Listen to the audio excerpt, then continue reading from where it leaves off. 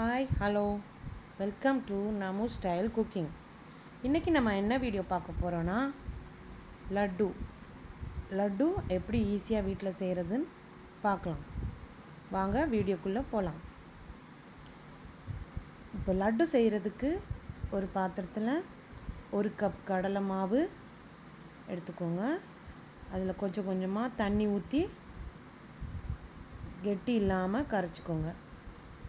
தண்ணியாக கரைச்சிடக்கூடாது, கொஞ்சம் கெட்டியாக தான் கரைக்கணும். அங்கங்கே லம்ஸ் இல்லாமல் பார்த்துக்கோங்க. லம்ஸ் இருக்காமல் நல்லா கரைச்சி விட்டுக்கோங்க.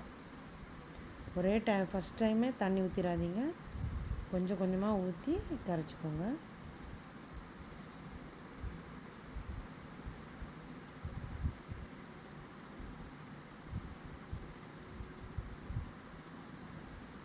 இந்த மாவில் வேணால் கொஞ்சமாக சோடா உப்பு போட்டுக்கோங்க. இந்த அளவுக்கு நல்லா லம்ஸ் இல்லாமல் கரைச்சிக்கோங்க. இப்போ இந்த மாவை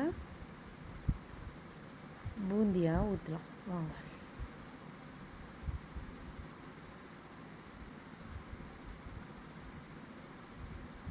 பூந்தியாக ரெடி பண்ணதுக்கு ஒரு கடாயில் எண்ணெய் வச்சுக்கோங்க. எண்ணெய் நல்லா கொதித்ததும் இந்த மாதிரி ஜல்லிக்கரண்டி எடுத்துக்கோங்க. இல்லைன்னா உங்கள்கிட்ட பூந்தி கரண்டி இருந்ததுன்னா அதை கூட நீங்கள் எடுத்துக்கலாம். இதில் ஒரு கரண்டி மாவு ஊற்றி விட்டிங்கன்னா நல்லா பூந்தி சின்ன சின்ன பால்ஸாக அது மேலே வரும். இதே போல் எல்லா மாவையும் ஊற்றி பூந்தி ரெடி பண்ணிக்கோங்க.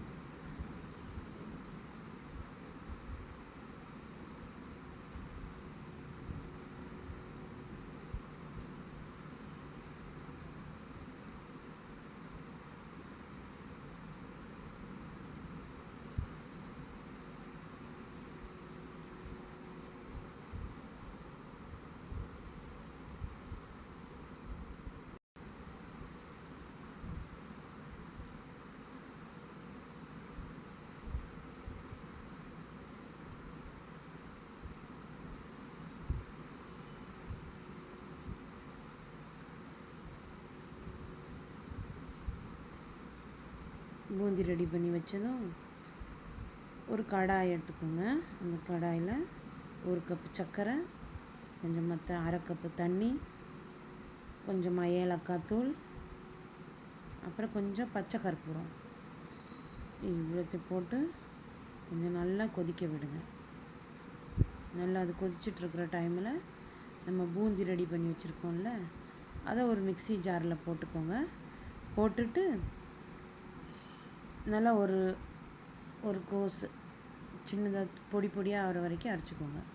ரொம்ப மையாக அரைச்சிடாதீங்க, ஜஸ்ட்டு